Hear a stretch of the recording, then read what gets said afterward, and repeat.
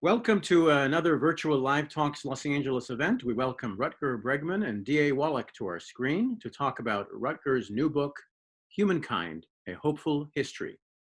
Rutger is a historian and a writer at the Correspondent and is one of Europe's most prominent young thinkers. His last book, Utopia for Realists, which was translated into 32 languages, was a New York Times bestseller. He lives in Holland. We did a studio interview with Rutger for his last book, and that video is available in our YouTube channel. We welcome back to our stage, screen, if you will, D.A. Wallach. He last interviewed Michael Nesmith for us at Live Talks Los Angeles. D.A. is a venture capitalist, an investor, and an acclaimed recording artist. He began his career as one half of the duo Chester French. He now, however, focuses on his other passion, investing. He has since built a parallel career as a venture capitalist, backing technology companies such as Spotify, SpaceX, Ripple, The Boring Company, and Memphis Meats. Since 2015, he has focused almost exclusively on biotech and healthcare, seeking to reinvent medicine through breakthrough startups. He's the co-founder also of the nonprofit Franca Fund for Preventative Genomics. Welcome to the screen, both of you. They're going to chat here for about 45 minutes, and then we'll take some audience questions. Take it from here, D.A.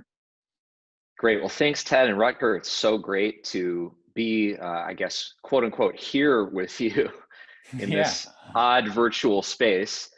I will admit, I waited until yesterday to read the book, and then I devoured it in one sitting, and enjoyed your writing as I did in Utopia for Realists. But have to say, I found this one to be extremely provocative, and you know, maybe contrary to my assumptions in the obvious ways, but then also hopefully into some subtler, weirder ways that we can dig into. Maybe as a starting point, just to give the audience a basic sense of your claims, can you give us the highlights? Just what are the headlines of the book as you see them? Sure. Well, the really, really short summary of the book would be something like, most people are pretty decent, but power corrupts. But yeah, the biggest part is about that first part of the sentence. Yeah, that most people are pretty decent. And that is something that we can not only believe, you know, based on a huge amount of scientific evidence that has come in the past 15 to 20 years, but also sort of the revolutionary implications of that idea. If we start to implement this view of human nature in our workplaces, in our schools, in our democracies, even in our prisons, then we'll quickly realize that this is not some innocent idea. It's actually a really radical, subversive idea with big meanings for how we do everything in our society. So I think within that fundamental claim, there are some subsidiary arguments you're making. And one of them that I found kind of most entertaining is a sort of intellectual historical one, that there's a long history of wrong ideas that have become very popular to substantiate the notion that people are bad and that they're sort of irretrievably bad and have been from the beginning. Among these is the sort of historical picture that you present most people holding around old history and what we were like when we were in roaming hunter-gatherer bands and so forth.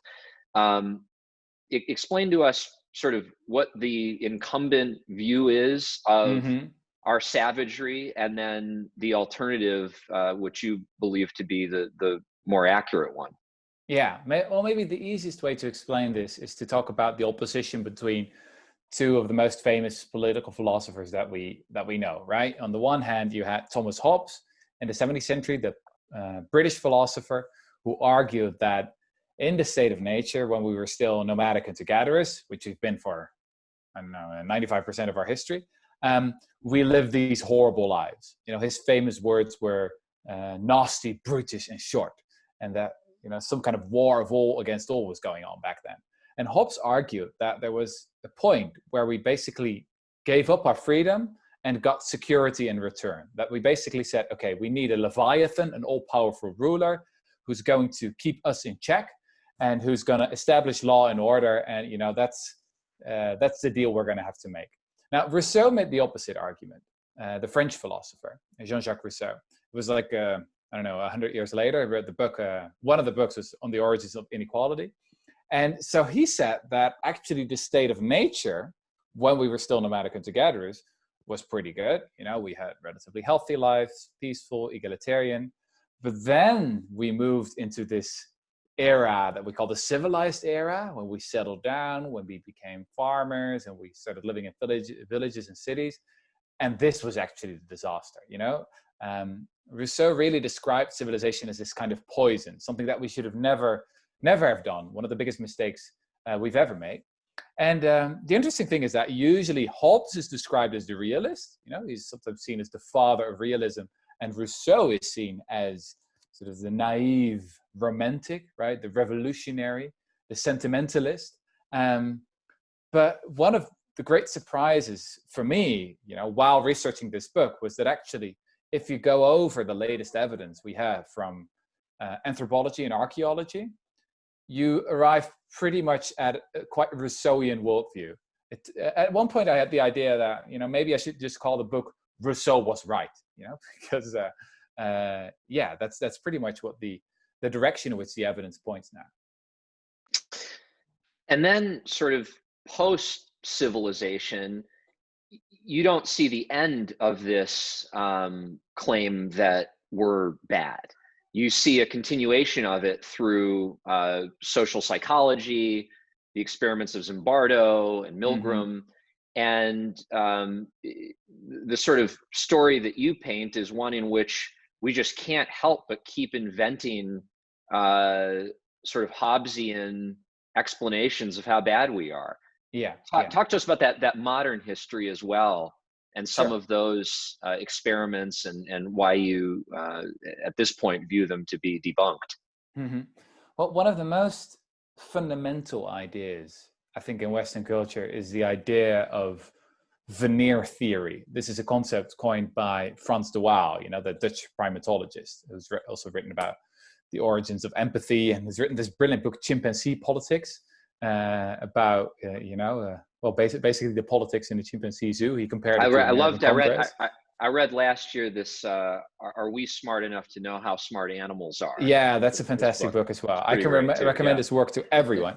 Now, he came up with the term Veneer theory to describe this very old idea, right? Which says that civilization is only a very thin veneer. And when we enter some kind of crisis, whether it's a pandemic or whether it's a war or a natural disaster, or, you know, you shipwreck on an island and you're on this uninhabited island and you have to build a new society or something like that, then we reveal our true selves. Then we become animals, monsters. So in the state of nature, we're all savages. That is Veneer theory. Now, this idea goes back all the way to the ancient Greeks. You find it with Orthodox Christianity, you know, the notion that deep down we're sinners. Interestingly, also, many Enlightenment philosophers were big believers in Veneer theory. So you read Thomas Hobbes, obviously, but you can also read David Hume or Adam Smith. Another great example, I think, is John Adams, one of the founding fathers, who once wrote an essay with the title, "All Men Would Be Tyrants If They Could." And so, yeah, this idea comes back again and again and again. And I devote quite some time in the book about, you know, talking about these post-war social psychology experiments, because for me, they're another example of Veneer theory, just in a sort of a more modern form. And indeed, one of the most famous here is Philip Zimbardo's experiment, the Stanford prison experiment, that is now again going viral. You know, lots of people use it now to explain the savage violence from police in the US at the moment. And so Zimbardo had this experiment where he had 24 students. He divided them into two groups, 12 guards, 12 prisoners. He put them in a fake prison in the basements of Stanford University and just basically let them play their game. And the standard traditional story is that he had to abandon the experiment after, 6 days? Because these very nice, decent students had very quickly turned into sadistic monsters. So again, Veneer theory, you know, again, the idea that the savage, the Nazi, the beast is just below the surface. in each and every one of us. But you point out that there were all sorts of methodological flaws in his work, in Milgram's work, that these guys were effectively massive self-promoters pushing an agenda and a bunch of a priori ideas they had about humanity. How do you explain the sort of imperviousness of these results for decades? I mean, obviously there have been contradictory results from subsequent researchers, but why do you think we cling to this narrative, and why do you think they're still taught so widely by academic psychologists and so forth? You know, I asked myself that question because one of the first books I wrote was a book that's luckily only available in Dutch, so not translated into English. It's called The History of Progress, and I wrote it when I was way too young, 23 years old. And I still remember that, you know, I just wanted to include the Stanford prison experiment, the Kitty Genevieve story, you know, about the bystander effect. We can get into that later. The Milgram experiment, you know, but with the shock machine, in which, perfectly normal people were willing to give dangerous electric shocks to other innocent people. And I think one of the reasons why I wanted to include them is that it's just exciting. It's just fascinating, right? I talked to this about with the French researcher. His name is Thibault Letexier. He is a sociologist, and he was the first one to go into the archives of the Stanford prison experiment. And so he was the first one to basically discover that it's a hoax. I think there's no other way to put it. We now know that Zimbardo specifically instructed his students to behave as sadistic as possible. Now, many of these guards said that they didn't want to do that, you know, that wasn't their plan. They just wanted to play cards and have a good time. Then Zimbardo said, no, you have to do this because I need these results. And then we can go to the press and say, look, prisons are horrible environments. Come on, you got to help me with this. And so Thibault Letexier uncovered all of this, and the French sociologist. And I was talking with this about with him. And I asked him first, is there still something we can learn from the Stanford prison experiment? And then he said, well, it's a pretty perfect example of everything that can go wrong in science. And then I asked him, but then how did it end up in all the psychology textbooks, right? Why has this become one of the most famous experiments in the history of psychology, right? Millions of students around the globe still need to learn about it. And then he said, well, I talked to a couple of psychologists about this, and they admitted to me that often when they were, you know, giving a lecture, that everyone was asleep, and then they would start talking about the Stanford prison experiment, and everyone would look up from their phones, right? Because like, ooh, this is exciting.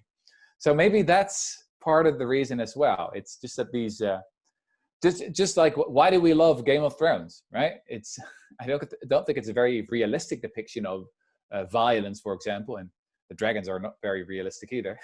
But it's good entertainment. I guess that's part of the reason.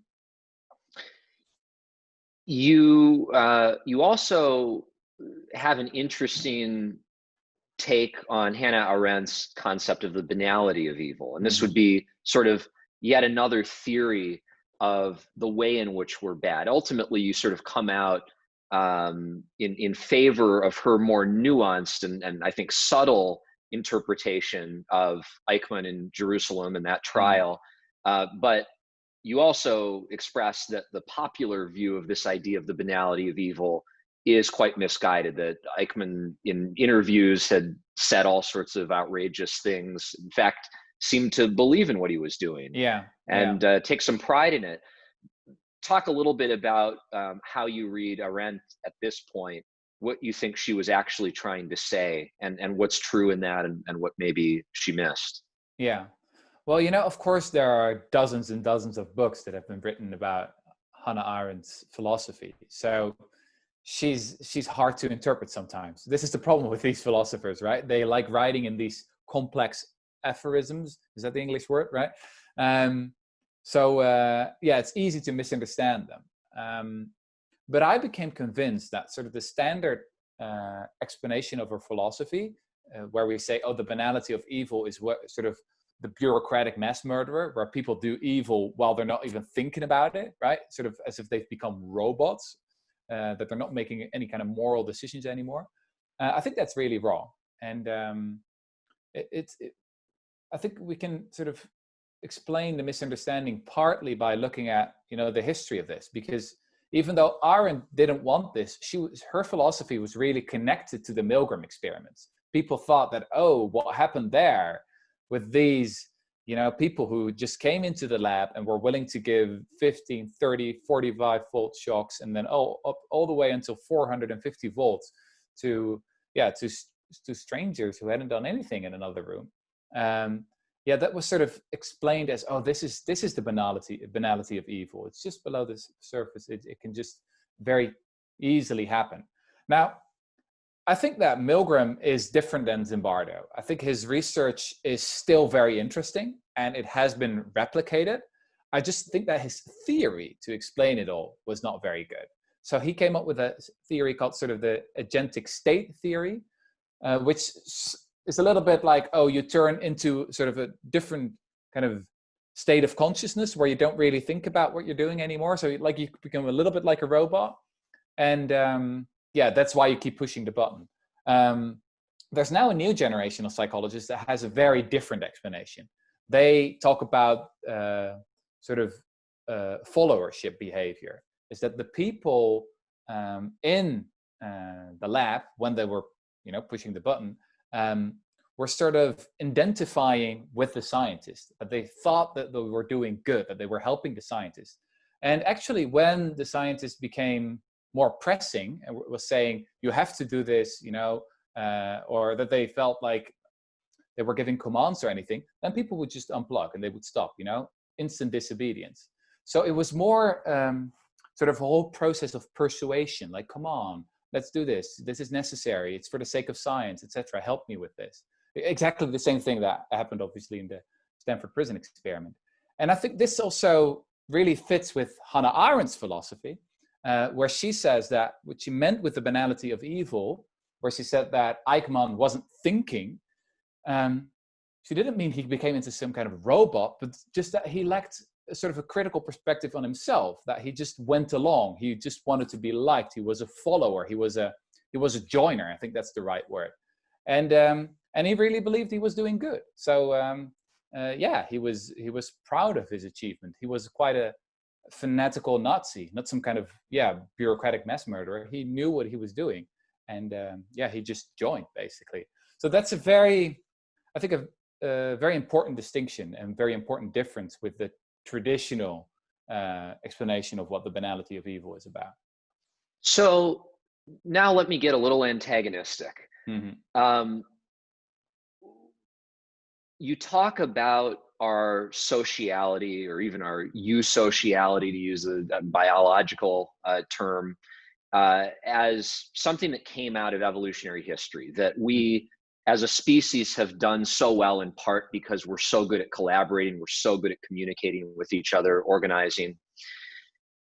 Why are you committed to portraying us as essentially good, which seems to me to be a sort of moral claim about us, Mm-hmm. as opposed to just effective? In other words, it's clear that banding together and doing complex things as groups has been a product, has been a formula for enormous success.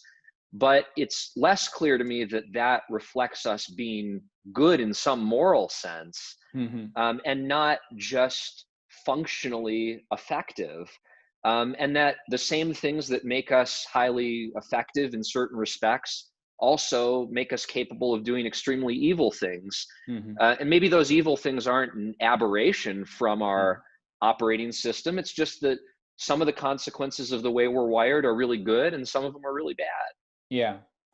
I think that's a great point. And maybe I should have made this point more clearly in the book. But I'm not saying that people are fundamentally good.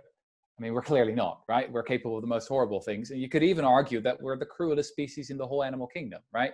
We do things that other species would never think of doing, right? Locking up all other group of people, exterminating them, wars, ethnic cleansing, genocide, right? These are all singularly human crimes. You got to admit that.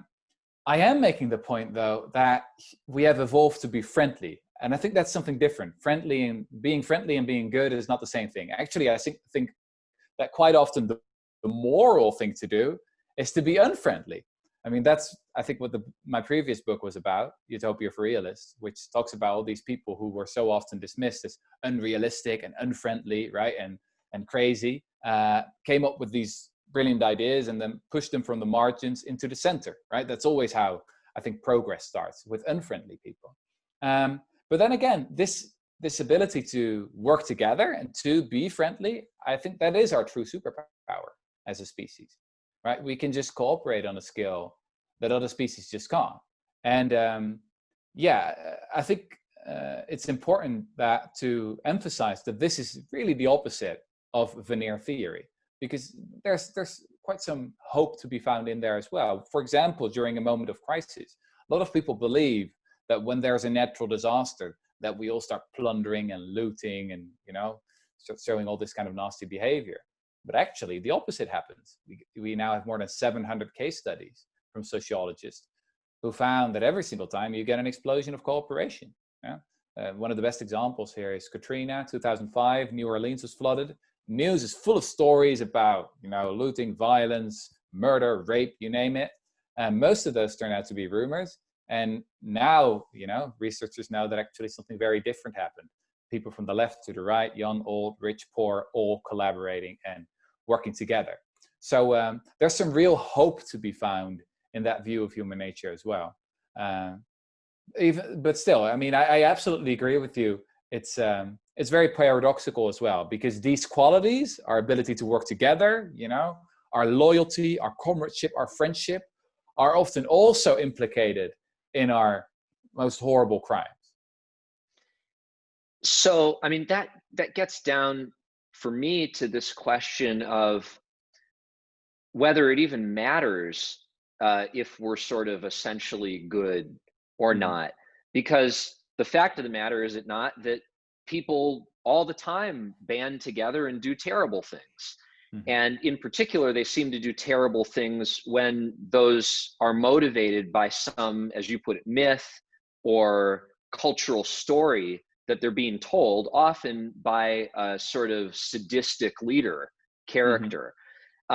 So why does it make a difference if we're sort of left to our own devices pretty good, if our gullibility makes us incredibly susceptible to terrible arguments? And, on the turn of a dime, we can be sent into a collective cooperative frenzy of hate or murder or revolution.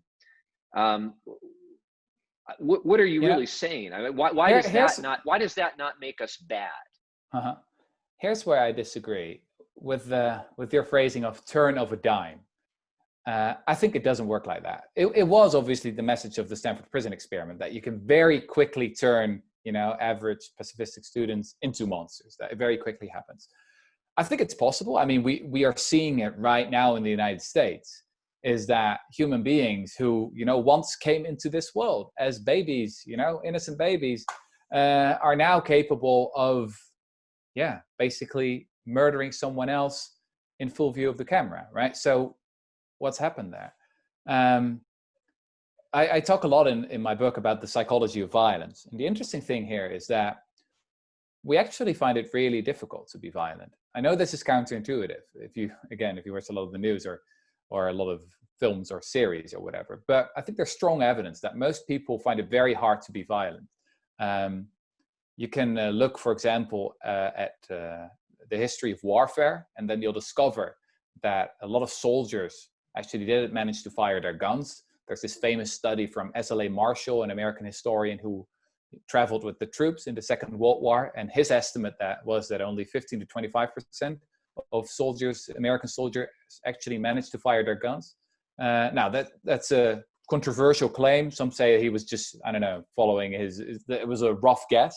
But since then, we've had way more evidence from other sociologists that point out that yes, indeed, most soldiers, just average men who've been drafted, they can't do it, which is interesting. I mean, you don't have to explain it to anyone that food is good for you, right? Your body gives you an immediate reward for that with a nice feeling, right? If you're hungry, you eat something, it's clearly good for you. Same is true for sex, right? You don't have to explain that to anyone.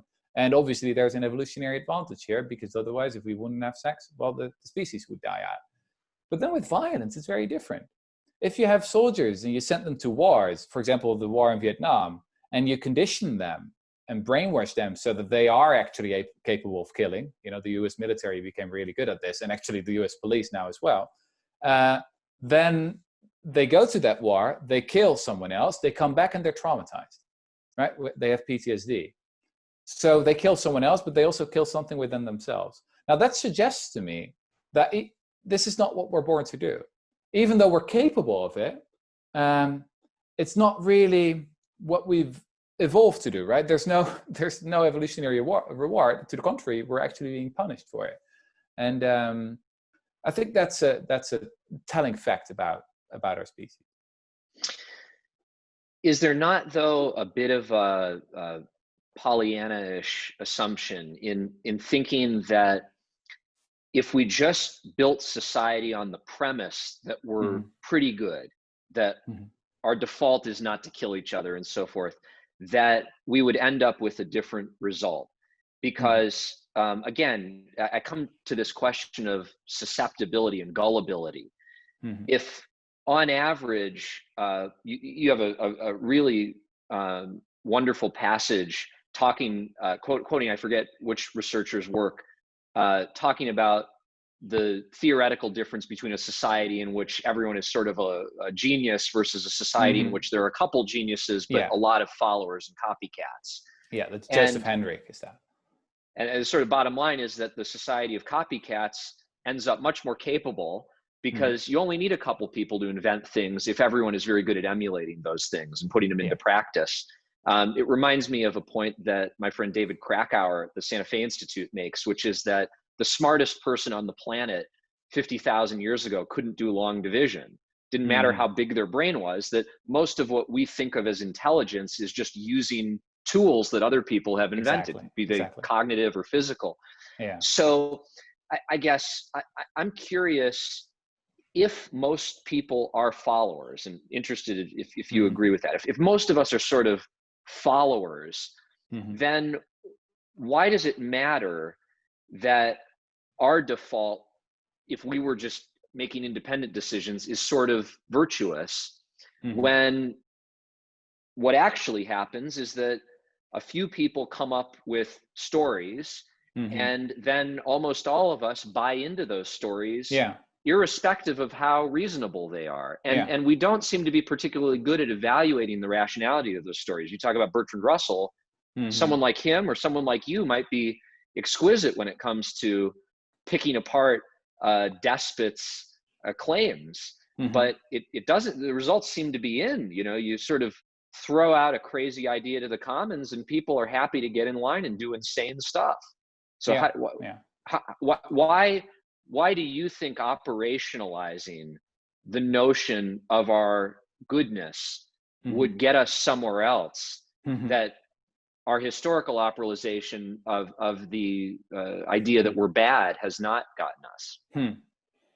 Oh, there's so much to say about this. So I didn't want to write a self-help book, right? I didn't want to write a book about, just follow these rules for life and then let's improve the world together. I think that people are shaped by institutions.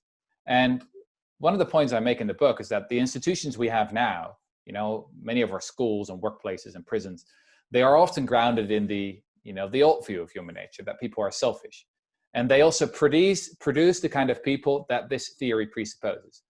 And I wanted to talk in the book about this, what I see as a movement of people who is trying to implement a different view of human nature, right? Who are building different kind of organizations and different kind of schools with a more hopeful view of human nature.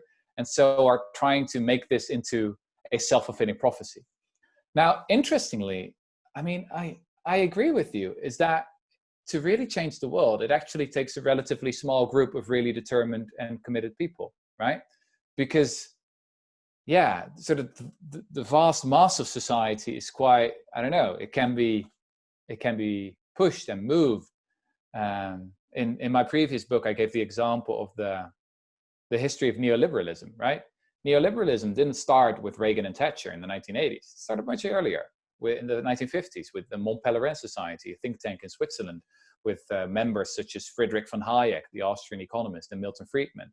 Now, back then, they were like a capitalist resistance army. There were like very few members, and no one took them seriously.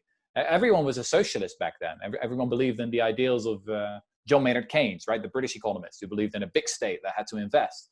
Now, these people said to themselves in the 1950s, we just got to prepare. We just got to lay the groundwork, build the institutions, do the intellectual work, et cetera, et cetera. And at some point there will be a crisis, and then we can take over, right? Then we can inject our ideas into the debate.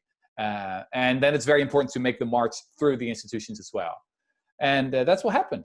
Reagan and Thatcher, they just took over these ideas. And then after that, even social democrats took them over, right? You got the Third Way and Bill Clinton and Tony Blair. And so that's sort of a long historical process that lasted for 50 years, but started with a very small group.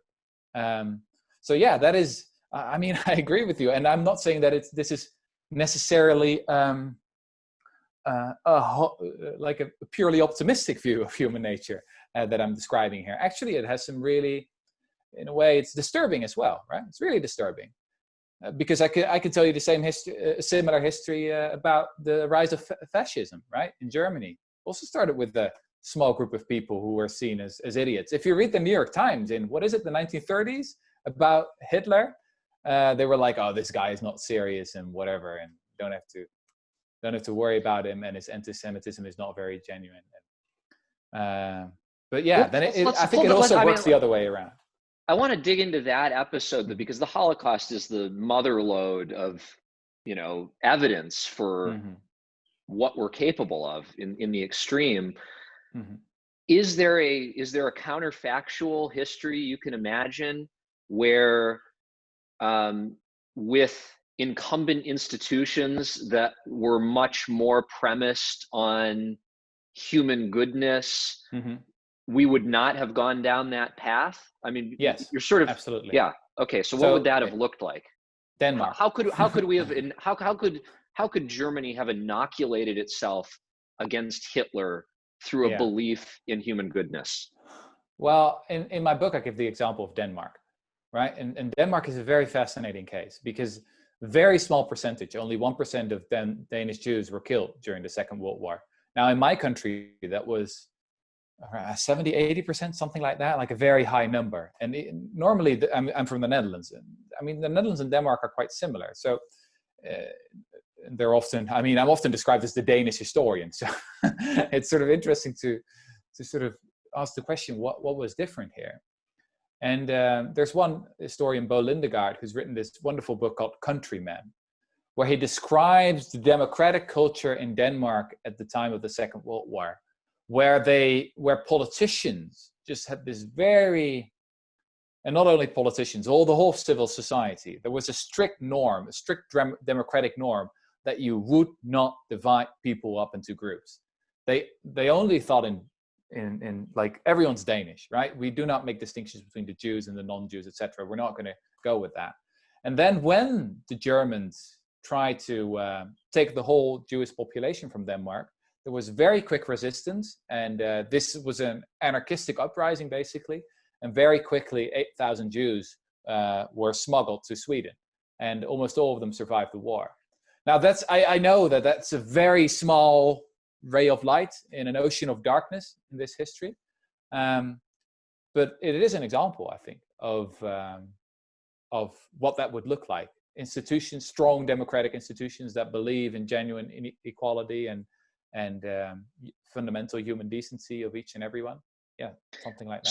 So to take a contemporary example, I'm fascinated to know what you think of China, because if you read, I'm reading right now Xi Jinping's collected speeches, which are a very weird mix of platitudes and circular propaganda. But if you sort of take them at face value, what you find is an argument that people are basically good, that as a society, China and its bureaucracy are trying to do something very good in human history, Mm-hmm. but that good thing has to be tempered by a sort of paternalistic realism. It's not a realism that suggests people are bad, but it is a realism that suggests that there are certain bad ideas they shouldn't be exposed to. That, for example, Islamist rebellion in among the Uyghurs is something that justifies this sort of extreme authoritarian surveillance state, policing, and so forth. And that's not being done out of a kind of crass racism. It's just being done out of this commitment to the greater good and this realistic understanding that bad ideas can be incredibly contagious and can detract from the broader collective goal. So what you see in China is this counterpoint to the more extreme democratic idealism that you talk about in Venezuela, for example, in the town you describe, where the idea is that, you know, people actually, if you just empower them, if you just believe in them, if you just give them information, they're actually really capable. They can not only draft a city budget, but they can imagine what the future should look like. So how do you compare those two ideologies when, in particular, the Chinese one seems to be so unrivaled in its power and success in recent history? Well, I must admit that I've written a quite Western book. I mean, Veneer theory, the theory that I'm really trying to debunk in this book, is a really Western idea that people deep down are just selfish. I don't know enough about this, but quite a few people have pointed out to me that, you know, more Eastern philosophies often have a different take on human nature, and sometimes more hopeful or positive, or I don't know, more collectivistic or whatever. I also always feel a bit uncomfortable talking or giving my hot takes about Japan or China or whatever, because I visited Japan once, and it felt like it was the first time I was like really in another country, right? Like really. To me, the most interesting thing was that sort of the power of shame was so much stronger than I was used to. Now, I know that shame is a really important phenomenon in human societies, right? It's really the glue that holds everything together, right? Shame has terrible sides as well. Think about the shame of poverty. But a society without shame, you know, that would be hell. And we can see it within some of our leaders, right? What happens when people become shameless? It's not pretty. I thought it was, you know, one of the most interesting things to discover during my research is that human beings are one of the only species in the whole animal kingdom that have the ability to blush, right? Which to me was like really telling, is that we sort of involuntarily give away our feelings to someone else, and that somehow this must have been an evolutionary advantage. And I think because it helps to establish trust, right? It helps to connect people. Now, so all those nuances aside, I do think though that you have to recognize that a more cynical view of human nature has always been in the interest of those in power, right? Because if people cannot trust each other, if they cannot govern themselves, if they can't be trusted, et cetera, then you need those at the top.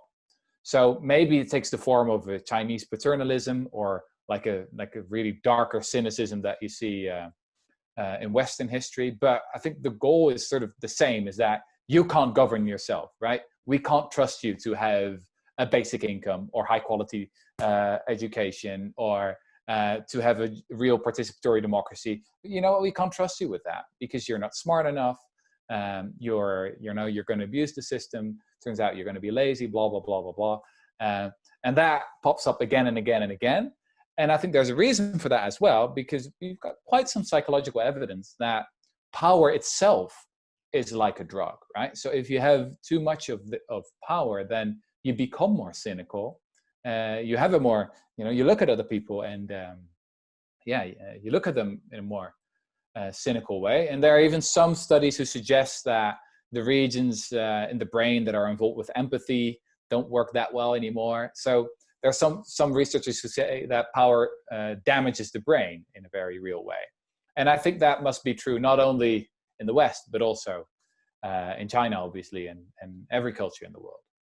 But isn't the sort of, to caricature it, the sort of Chinese model, one in which that kind of egotistical leadership is also looked down upon? And maybe the argument they have is that the complexities of governing a state with 1 billion plus people in it in a modern global economy are just so extreme that they demand specialization just as every other industry does. In other words, when you go to the doctor, you expect that person has been educated for 6 or 10 years. Why, given the comparable complexity of it, would we want to be governed by each other when most of us have no experience with budgeting or with policy?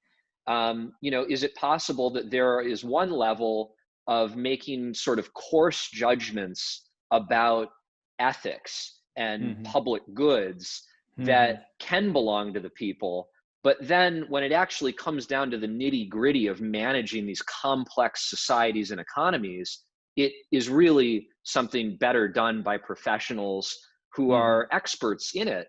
And maybe there's some way to untether that from the historical egotism of leaders, dictators, authoritarians, so forth. Yeah, maybe. I think that I'm in general just quite wary of people who see themselves as experts and technocrats who know what's best for other people. That's it's one of the reasons why I'm a big believer in universal basic income, for example. Just giving everyone some venture capital to make their own decisions. Because I think one of the great things about money is that people can decide for themselves what they want to spend it on, instead of something that some expert somewhere thinks is the best thing to spend it on. What about violence, though? Who should control violence? I mean, let's assume there's going to be some level of violence in the world, as long as there are weapons. Is that a matter that should be left to the average person through some democratic process, or do you support state violence? Well, I think it makes sense in a modern state that, the state has the monopoly on violence, right? On legitimate violence. But then I think the state should make a real effort to commit to an ideology of non-violence, right? To say that, we're going to try and use as little violence as possible. And there are good examples of that around the globe. In my book, I spent quite some time talking about Norway, which is one of those Scandinavian countries where, the almost no police officers even carry guns, which is actually the case in London as well. It's like 90% of officers in London even carry guns. And also, if you look at the whole criminal justice system in Norway, there's very, very little violence in it. Actually, the prisons in Norway are these places, like they almost look like holiday resorts, where the inmates get the freedom to socialize with the guards, to make music. They've got their own music studio, their own music label that is called Criminal Records, right? Wow. And you look at it, and first you think, this is so naive, right? What's gone wrong with these sentimentalist Rousseauian Norwegians, right? But then you look at the evidence, you look at the statistics, you look at the recidivism rate, for example, the chance that someone will commit another crime once he or she gets out of prison, and you discover that it's nowhere as low as in Norway, right? So it really works. Prisons in Norway are these institutions where they bring in criminals and they turn them into citizens. Pretty much the opposite of the US, where you have these taxpayer-funded institutions that bring in citizens who've done some small thing, drug offense or something like that, and they turn them into criminals. Very high recidivism rate as well in the US, like 60% or something like that. And then it gets even more interesting if you look at the financial side of it all. So prisons are really expensive in the US. And so the taxpayer is basically funding more criminal behavior because they're like universities for crime.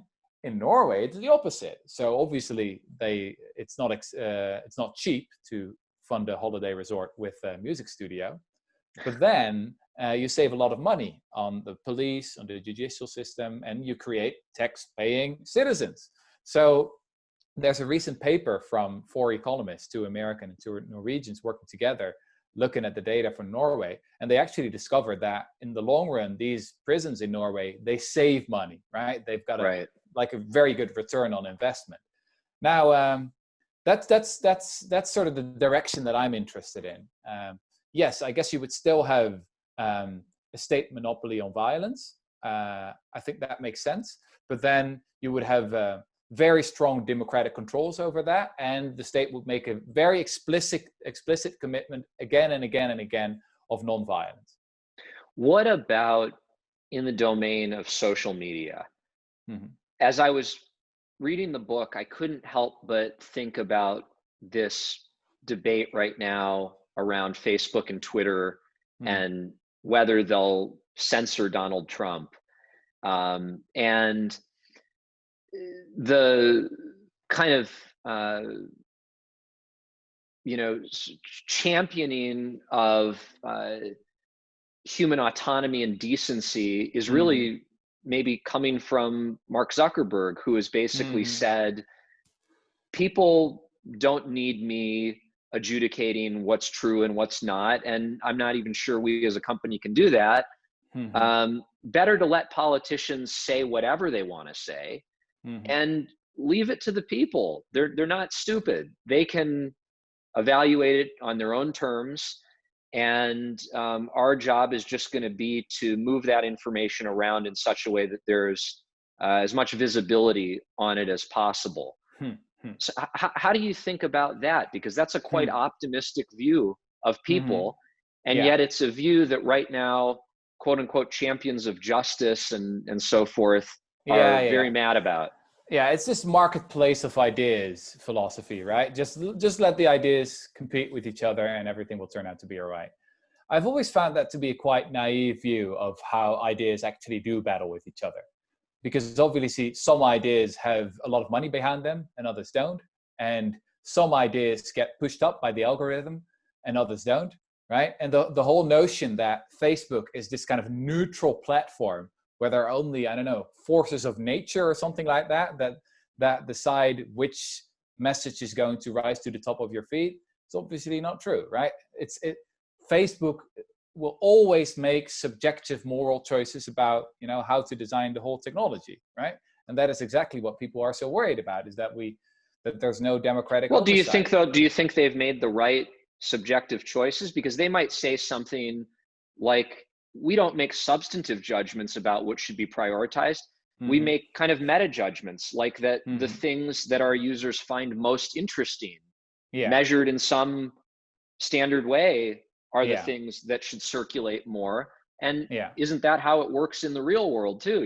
I see a movie, and the movies that people like the most, they talk about more, and then those movies get big. So how is it any different? What should the kind of judgment be, whether it's procedural or substantive, by these types of platforms? Yeah.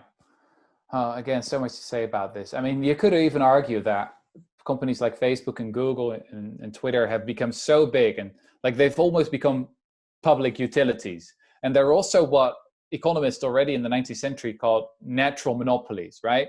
So everyone's on Facebook because everyone's on Facebook because everyone's on Facebook. It's a bit, similar with like railroads, for example. I mean, it's hard to have a genuine competition here. And so most sort of economists already in the 19th century argued that you should socialize these kind of things and have democratic oversight over them.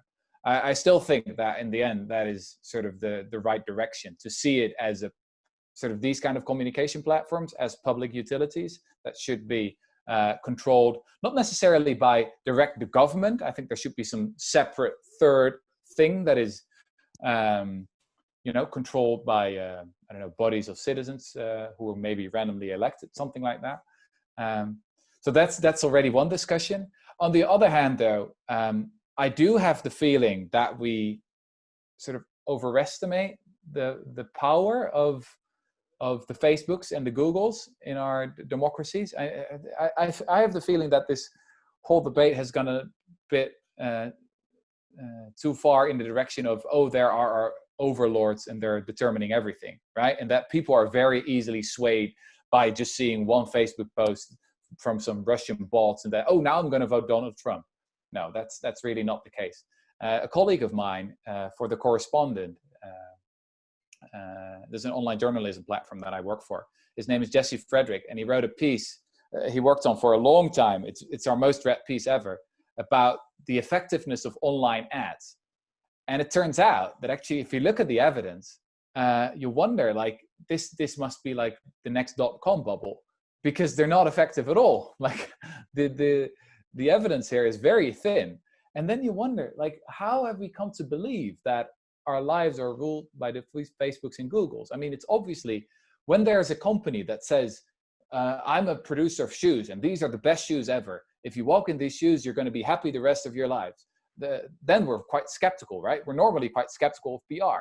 But then along come these advertising giants. That's basically what they are. Google, Facebook, saying, we are the best in advertising. You know, if you advertise with us, you're going to say, you know, we are the best. Go with us. Why do we immediately believe that, right? How have we? Sometimes it feels to me as a conspiracy theory for liberals. You know, also after the election of Donald Trump, oh, it must be the Russian bots. Oh, it must be Facebook. Well, maybe there's like a much deeper structural cause. Maybe the country just has got very sick over the last couple of decades. Maybe this is just the end point of a very long process. Well, or it is what real democracy looks like. And this would be the sort of Chinese counterpunch to the Venezuelan cases you bring up. It's that what social media has done is it's opened the floodgates to public discourse. And this is what it looks like when people go out into the commons and trade their bad ideas and their bad arguments. And when in fact you let that happen at a global scale, you sort of decline to the common denominator, as it were, not the greatest common factor. Maybe broad digitally mediated democracy is not ennobling. It just like the sophisticated economies that you describe, you sort of talk about the first stages of civilization turning us into savages. Well, maybe this is just more advanced civilization turning us into even more savage. Yeah. Well, in my book, I talk a lot about the role that distance plays in, you know, basically making people capable of doing evil. So if you look at the technologies of warfare, people find it quite hard to use a bayonet. You know, most bayonets throughout history have never been used because most people just can't do it. You know, sort of psychologically, they're incapable of shoving a bayonet down someone else. And there are these very fascinating descriptions of historians who talk about two armies approaching each other. And as soon as they're too close to each other and they realize, God, we got to use our bayonets, then usually one of the two remembers an urgent appointment elsewhere, and it never happens, right? So if you look at the Battle of Waterloo or the Battle of the Somme in the First World War, like a very tiny percentage of the wounds was actually caused by bayonets. Now you can obviously overcome this if you increase the distance. So it's already easier to shoot, and it's much easier to just push a button on an artillery device and have an explosion far away. And this is exactly what happened during also the First World War and the Second World War. Like 70, 80% of all the casualties are caused by bombs from far away. Now, Twitter is a little bit like this, obviously. You can do things that, you know, normally in a face-to-face interaction, you could never do. You know, you'd start blushing, you just, and this is also the problem if you meet people face-to-face. They're often just too nice and too friendly, right? You're like, oh God, do I really have to be hateful to you? It was much easier on Twitter. So I think these are like, social media are sometimes a little bit like the trenches of the First World War, right? We're just stuck in these places where you can do things that, you know, normally you can't do. And then it's important to remember that we've evolved very much to have face-to-face contact. That's really what our bodies are shaped by evolution to do. And this is also recognized in these participatory democracy experiments, of course. They're not, they're not done digitally, they're not on Twitter. Almost all people who are serious about deliberative democracy always say you got to bring people together in real life around the table, and then whether they're left-wing, right-wing, rich, poor, young, old, let them have discussions with access to experts. And it can be really difficult, very controversial, whether it's about drugs, about taxes, you name it, but they will come up with sensible compromises. But they got to meet each other, because it's very easy to hate someone on Twitter, but it's pretty difficult to hate someone who's standing in front of you. Well, that's a great place to pause here. I think, Ted, are we taking any audience questions, or do you want to wrap up? Yeah, I have a few audience questions. First one is, a lady says, you wrote the book before the coronavirus epidemic and the protests currently taking place in the US, obviously. Any thoughts on that? Does it reinforce any of your thinking? Does it call into question any positions you've made? Well, we've all seen the stories about people hoarding toilet paper or stealing it or robbing other people of toilet paper. I've seen some news reports of that. But if we're realistic here and zoom out a little bit, then the big picture is, again, this explosion of cooperation. I don't know if there's ever been a time in all world history that so quickly, like billions of people changed their lifestyles radically and abided by the instructions and rules of health authorities, and basically did their best to stop the virus from spreading. I also got the sense, and maybe we need to wait here for deeper historical and sociological research, but it seems to me that what's happening, or what happened in the past couple of months, it was also sort of that people felt this yearning for maybe public service, right? We've seen all these lists being published in country after country of the essential professions, the nurses, the teachers, the garbage collectors. And I can imagine that this will have a big impact on a whole generation, right? Because for decades, when we talked about sort of the more important jobs, I mean, we've seen this whole shift in the 80s and the 90s of people going to Silicon Valley and Wall Street and thinking that that's the place to be. But I can imagine that this crisis will, cause a different shift. And this is actually, I'm interested what you think about this, DA. Because there's some interesting new research from an economist called Mariana Mazzucato, talking about where real innovation comes from. And she argues that actually most fundamental innovation doesn't come from the private sector, not from venture capitalists, but from the government, from research that is funded by the government. She gives the example of the iPhone. Every fundamental technology in the iPhone, touchscreen, etc., battery, comes from government-funded researchers. And this is also something that comes out of research into socially meaningless jobs, right? We've got some new polls there that find that actually there are 4 times as many socially meaningless jobs in the private sector as in the public sector. And I 2 years ago, I read an article in The Economist that said that actually the amount of socially meaningless jobs, people saying their own jobs is useless, is really, really high in places like Silicon Valley. So I'm curious what you think about that. Well, just on the question of where the innovation comes from, at least I'll speak to biomedicine, and a lot of what I invest in are new drugs to cure diseases. And yes, almost all of the basic discoveries occur in academic institutions, and they're kind of the product of a long wandering exploration of science that occasionally leads to some gold mine. What I then see, though, in the private sector is that it's an incredible amount of work to turn these things into real drugs. And, there's a huge amount of outrage about how expensive drugs are. But what we often neglect, my friend Peter Kolchinsky has just written a book pointing this out, is that drugs have a legal monopoly around them for a period of time. That's something we grant them as societies, and we could debate whether those patents should be more or less expansive. But after the patents expire, those discoveries and those products become free to all of us forever. And they permanently reduce the cost or increase the outcomes for patients. So when I look at the society and I think about, do we want 5% of GDP dedicated to incentivizing people to cure diseases? That seems modest. We might wish among the various economic activities we engage in for much more to be, incentivizing that work in particular. So I could make the argument that the public sector does a lot of good, but maybe we even want more from the private sector. We want a more expansive private economy around things like drug development or innovation. And then I guess the other thing I would say is that there is a sense in which these meaningless jobs are kind of parasitic on the meaningful jobs. So the invention part, and this is kind of be Peter Thiel's or the Silicon Valley argument, it's like, what if 20% of the capital market were dedicated to venture capital, as opposed to the much smaller percent that it is in reality? Wouldn't we rather that all of the world's money were being leveraged maximally to push us forward, as opposed to sitting in, real estate, passive investment vehicles and these other things that do nothing? Yeah.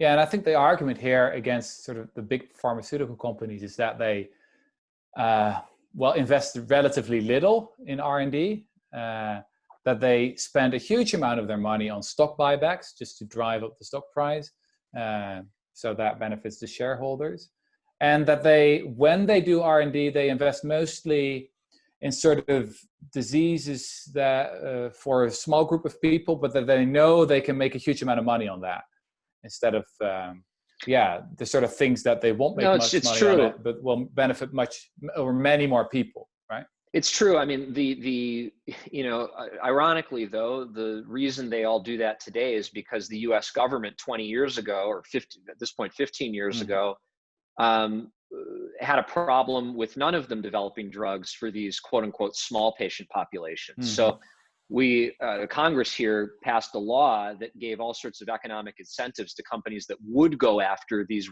quote unquote rare diseases. Now, a rare disease in the United States means there are 200,000 or fewer patients.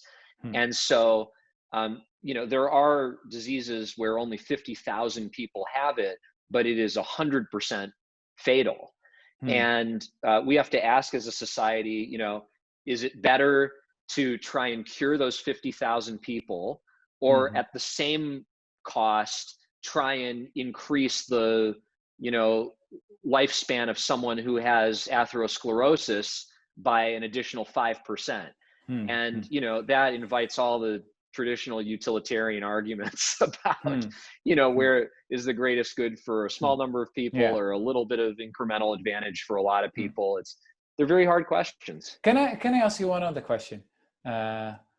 What I never understand about sort of, and I sometimes end up in these discussions at, places where you talk with the, people from Silicon Valley circles. If you sort of make an honest assessment of, I don't know, at least the Western world, like what are the most successful countries where it's the highest quality, you have the best healthcare, the best education, where life expectancy is still increasing, et cetera, et cetera.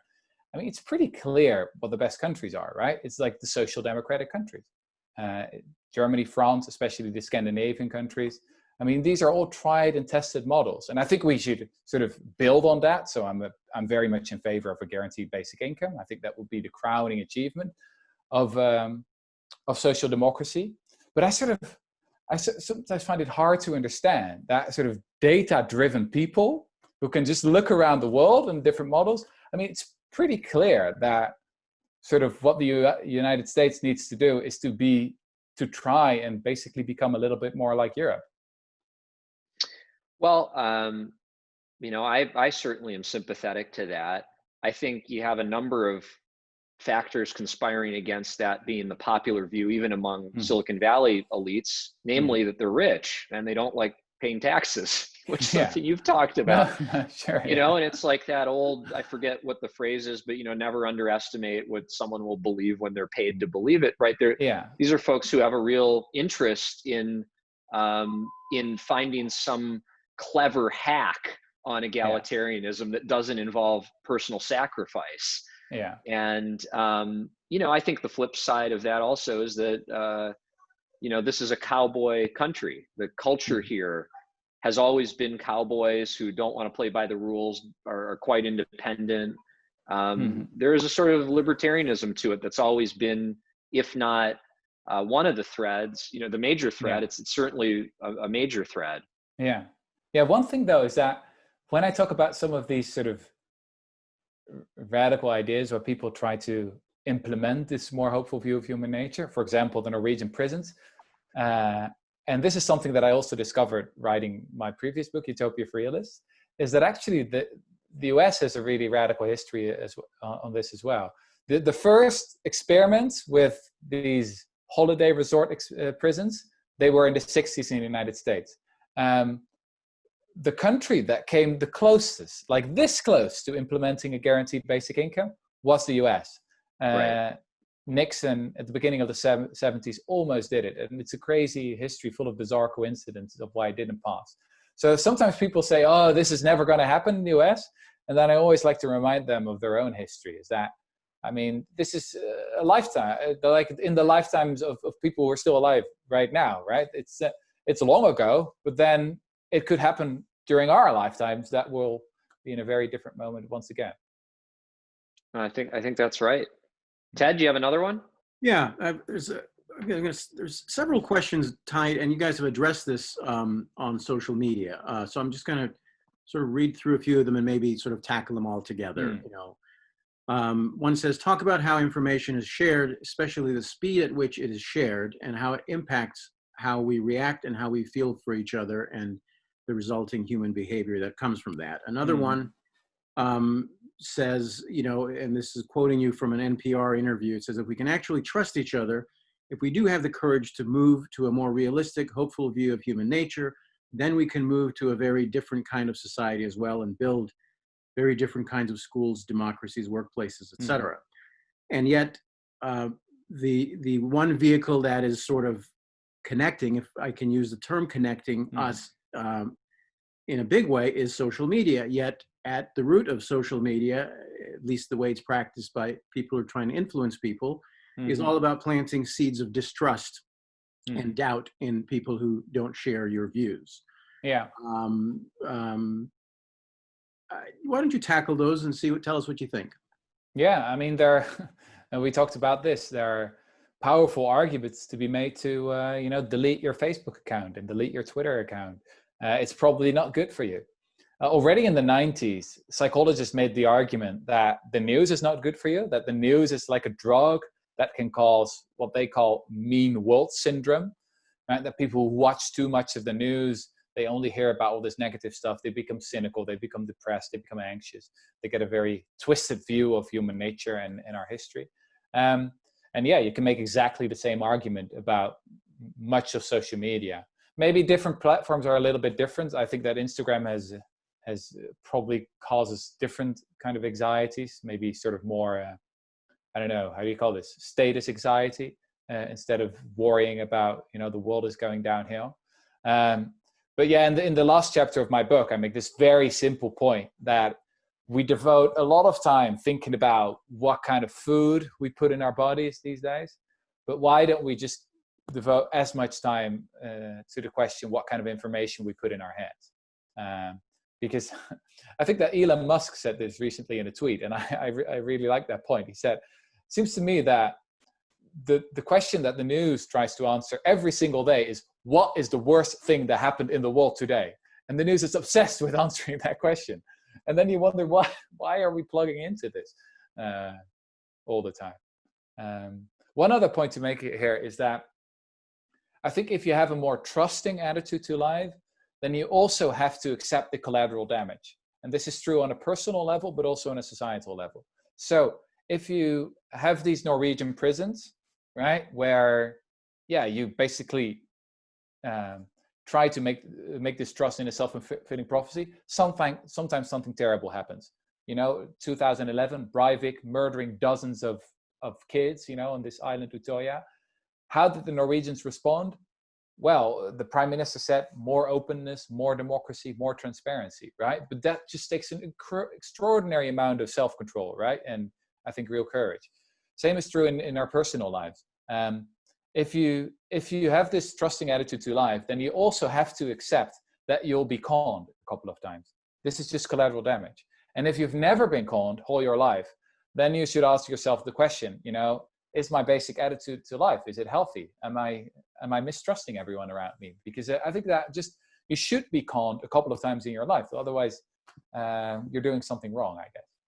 There's also I think, back to the China questions, I mean, they're proffering a theory of human psychology and communication that we have to respond to. And, you could think of this debate as one where their proposal is that what people can say to each other, particularly on the internet, should really be censored, because the value of someone spouting off something they don't really understand that well and that it's not their job to think about, in the aggregate, they would say is more dangerous than preventing that sort of free expression. And on the other hand, you've got Mark Zuckerberg here, sort of the traditional American liberal view, saying people should really be able to say whatever misguided things they want to. Yeah. That's sacrosanct. And but again, I'm really curious what you think here. I mean, so much of the opinion making about the role of Twitter and Facebook in our democracy it comes from people who are on social media all the time.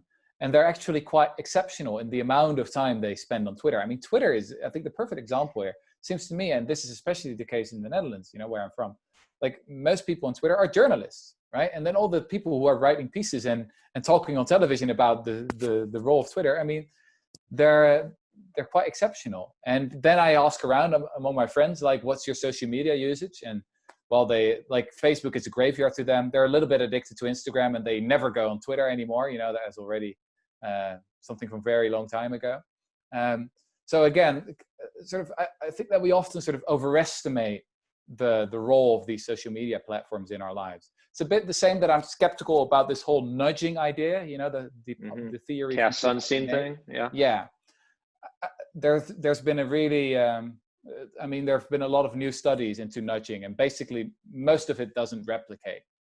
And then if you think about it, I think it makes sense that it doesn't replicate, because this whole view of human beings, of who we are, that we can be nudged all the time, that we can go like boom, boom, boom, boom, boom, boom, boom. I mean, that doesn't make sense, right? Actually, most policies and most policy changes have actually a quite small effect on people's behavior. And that's pretty logical, because there are a lot of things going on in people's lives, right? So social media can always only be a relatively small thing compared to all the other things that people are doing in school and, in all the other institutions in their workplaces, you name it. So again, well, this gets to that issue, though. This gets to the complexity of modern societies and whether or not both the communication systems we have and the forms of governance we have are sufficient to manage that complexity. And, I'll give you one example. Take this policing issue and the use of lethal force. This issue right now is being framed almost entirely in terms of race. And so let's imagine a solution that would probably be very popular on Twitter, like that every police force should be made 75% Black. And, it would kind of seems logical that if you did that, you'd have much less anti-Black lethal force. It could turn out that implementing a policy like that results in far more violence against Black victims. So it's just one example where the reading of a public dilemma that is complex is not well suited to a communications medium that, traffics in 140 character, memes. So, right. If we're going to have a more participatory democracy, it seems like at the least we have to bring, you almost need hyper education. I mean, I guess that's sort of where I shake out. If you want the people to govern, you have to endow them with this completely unnatural level of scientific rationalism. I mean, again, it's the Hughes of the worlds, the Bertrand Russells of the worlds are very weird people. I mean, it seems, whether the nudge stuff is right or not, or whether the whole field of behavioral economics is right or not, it seems, at least to me, whenever I think scientifically or whenever I try to change my mind, it's hard. Yeah. And so it seems like the task of modern governance is just not something that we're that built for. And so this, again, I just feel like this notion of sort of power to the people and everyone on Twitter having a vigorous debate is going to lead to good outcomes. Yeah. So I've got a book recommendation for you here. I must admit, he's a good friend of mine, David van Rijbroek. He's the most prominent intellectual from Belgium. And he's written this book called Against Elections. And in it, he argues that our view of what a democracy is actually quite undemocratic. So elections, I mean, the Greeks, like the original inventors of democracy, they would have said, well, the elections are clearly undemocratic, right? You have only like one choice, and these can be easily influenced by those who have the most money.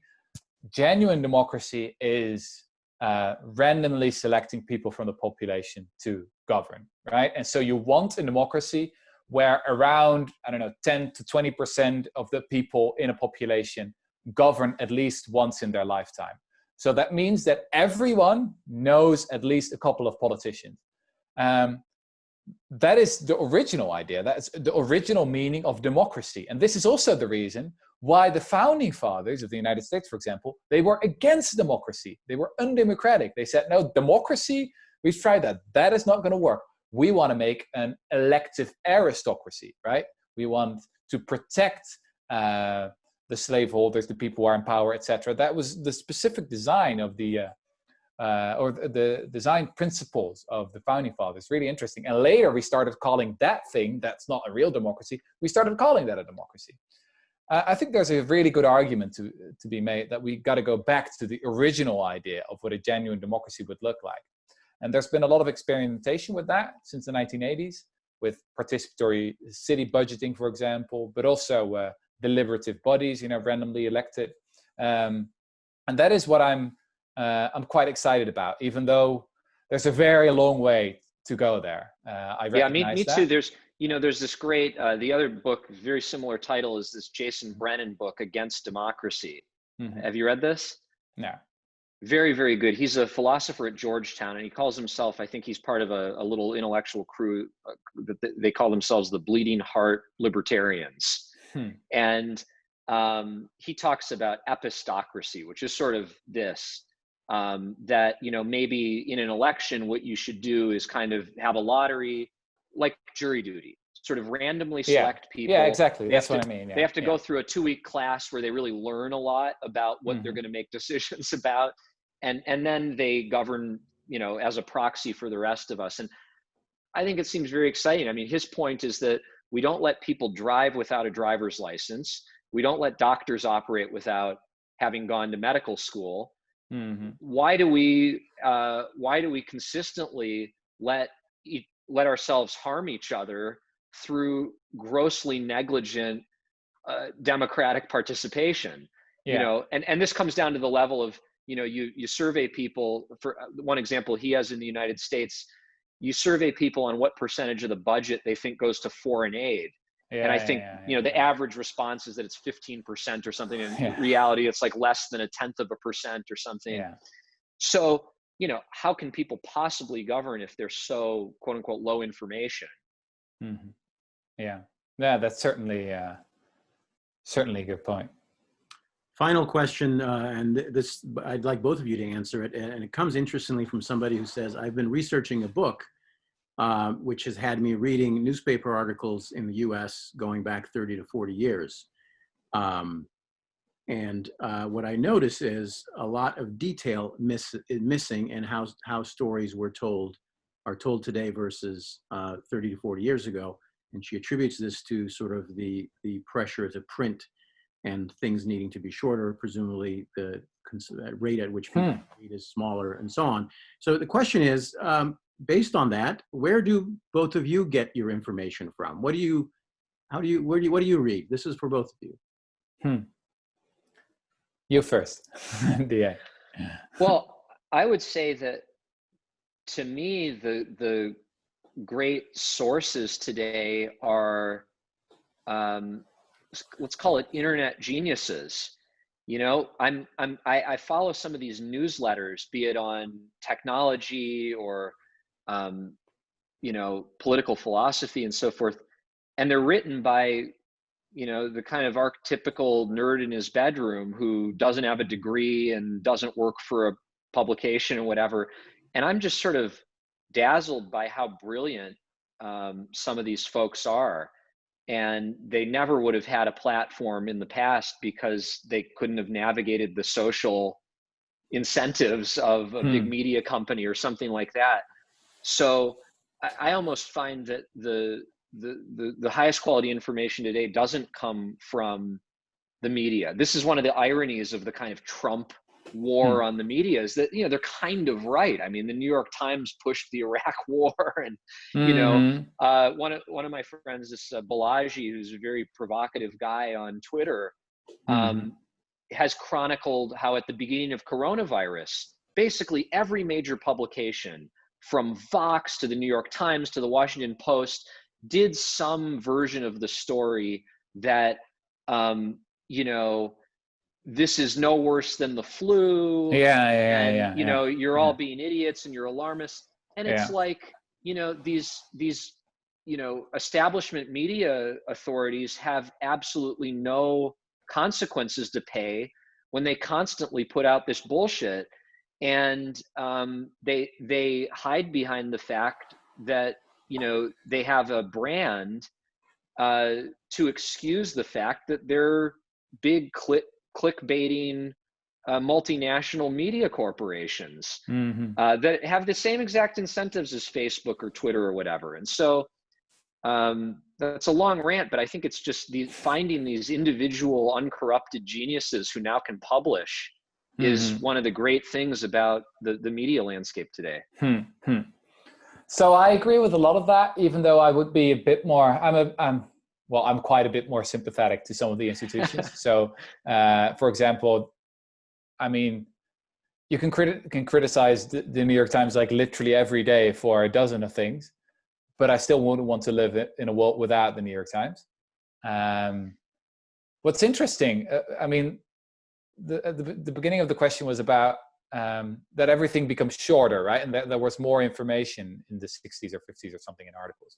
Now, I used to work for a traditional Dutch newspaper, sort of a centrist, sort of basically, I guess, the New York Times of the Netherlands. I worked there for 1 year. I started my career there. And then I moved to this online journalism platform, The Correspondent, that had just been founded. And that had this philosophy that it wanted to unbreak the news. So we don't devote attention to the news, but only focus on the structural forces that sort of govern our lives. That's the idea. And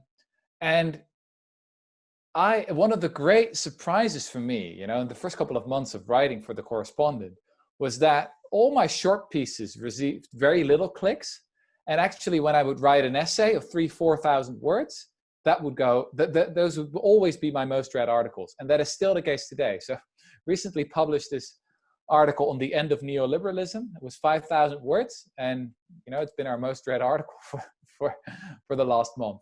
So I think that, again, what you assume in others is what you get out of them. If you treat your readers like idiots with the attention span of a goldfish, then yes, I mean, then they're going to behave like that, and then they're going to click like that. Now, if you treat your readers as engaged, smart people, then you don't call them consumers, but you call them members, and you ask them for their opinions, like, right? You ask them to contribute basically to edit your pieces. You're going to get so much more out of them. And this is actually how I wrote my book, Humankind. You know, it all started as separate essays of 3,000, 4,000, 5,000 words on The Correspondent. Then I got the feedback from hundreds of readers. Then I had to throw away, like, I don't know, 20 or 30%, rewrite the whole thing, et cetera, et cetera. And then I wrote the book for an English market. So I had the benefit of not only having 1 or 2 or 3 editors, but of having hundreds of editors. And that all starts, I guess, with assuming that your readers are actually really smart and engaged people. Wow, thank you. Thank you very much. Thanks to both of you for enlightening and a conversation that is sure to spark more conversation. Yeah. A reminder again, Rutger Bregman's book is Humankind, A Hopeful History. It is available wherever books are sold.